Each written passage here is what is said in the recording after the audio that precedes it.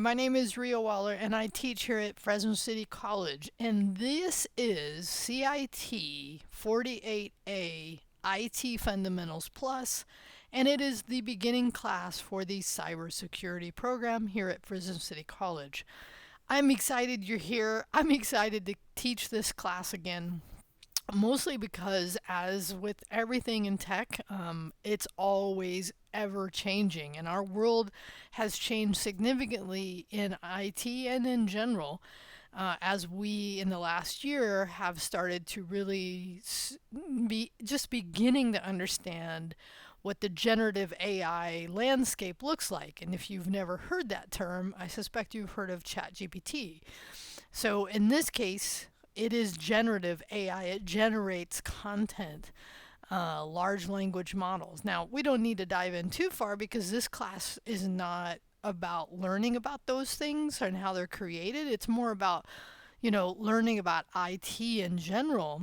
But along the way, the part of this course is going to be you using these generative tools. And I suspect many of you will use ChatGPT. You could use Bard, Google's version as well of generative AI, to do some research, and then you're going to do some presentation because, yeah, I mean, it's, writing traditional research papers are, I hope, long gone in one sense. Now it's about learning how to get information, organize it, and present it so that you understand it. Because it's one thing if it just tells you the content, it's another thing for you to really be able to discuss it. Now I'm jumping a little ahead, so let me back up. This class, the beginning class, is intended to give you that broad view of IT, that understanding of the IT landscape. Because as a cybersecurity professional, which at this point I'm assuming you all are going to all are here to be, you're on this path.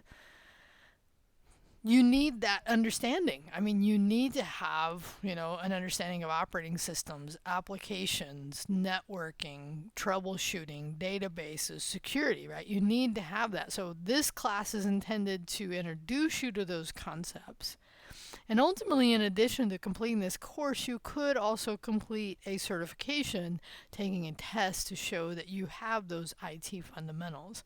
Now, it's not required. It's only suggested because it adds to your certificates. You will get some through some of the other classes as well. So this class is really going to be basically there's going to be some video that you'll watch from what's now called used to be called IT Pro TV. Now it's ACI Learning, but there'll be some videos you watch. You'll take some quizzes, then you'll be given some PDFs, and you'll take quizzes on that to help you prepare, right, for the exam. Along the way, we will also have discussions. And then, as I mentioned before, you will have this research related to research, and you'll have, and I'll actually cover this on the week one. In this case, it's a week 0. Really, it's kind of like before the semester starts. You might just want to watch this, check it out, check out some of the content I'll show you in a minute. But in that week 1, I'll show you, you'll select topics, you'll do an intro video of yourself. So there'll be a lot. Every week there's a lot you do, and which really kind of speaks to this, that this is a 9-week compressed course. What that really means as a student is that you really want to keep focused, right? You want to keep focus on this, on the content, on the course, so that you're staying up to date and giving yourself every opportunity to learn these concepts. Because what this is really going to do is introduce you to a lot of just IT. It's kind of like, here's the, I hate to say fire hose, but here's the idea of, here's all these concepts. At least you want how to have an understanding of. And then, of course, the other skills that we'll bring in as well. Okay, so at this point, hopefully you have enough. You're here for a reason. You don't need me to tell you more about that. If you want to know more about that, please come talk to me. My contact is up in the syllabus, but basically the best way to contact me is through Canvas. I do run a Discord, which I will talk about in a minute. It's really meant for student-to-student communication. If I'm available, I will definitely reply out there, but if you want to talk to me directly, reach out to me, come to my Zoom. When I'm holding office hours, it's either it's on Zoom as well as on campus at the same time. So I always have my Zoom open when I'm on campus doing office hours. I'm in Canvas here. I'm guessing most of you have already been in Canvas before, right? This is the system we use for delivering course content to students. Every instructor may set it up a little differently, but it should look generally the same. The way I've set up my course, and you can see this, is, well, and let me just point it out so it's clear, is that in this case, notice how the start, which is this video you're watching, the reason this one is more clear and these are more gray is because this course requires you to move through it in sequential order, meaning you have to complete this and this and this in order to complete anything ahead of it. And I do that because it is iterative in a sense, especially with the AI research and presentations and discussion. The quizzes don't necessarily build upon each other because they're pretty standalone, like operating systems. But it is good to know about applications. So, they all do interplay at a level, but they don't require one to the other. But there is some content in this class that does. All right, so as you can see here, and let's just show you the logistics of moving through the course. I'm in the student view. I'm now watching the video, right, that we're talking about. And then when I hit next, and let me just for a minute close me out so I don't get distracted here, is that what you have here now is the next item, right? So this talks about the Discord. Check that video out. You have a link to it. Definitely check out the code of conduct. And what I would say is the code of conduct for here not only applies to Discord, but for our course in general. Because I do talk about, when you're submitting links into Canvas, making sure they're safe. We're not posting things that are inappropriate. So just make sure you have that understanding of the code of conduct. I use the Python one. It's really very common.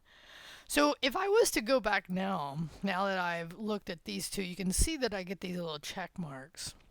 And the thing that happens here is until I complete all the items here, I won't get the ability to look at week 1. And right now, I need to get rid of that one. But right now, the only thing as of the start of this class that's published is, besides week 0, that doesn't have anything you have to complete. It's more information. The work you have to complete is in week 1, but you have to work through week 0 first.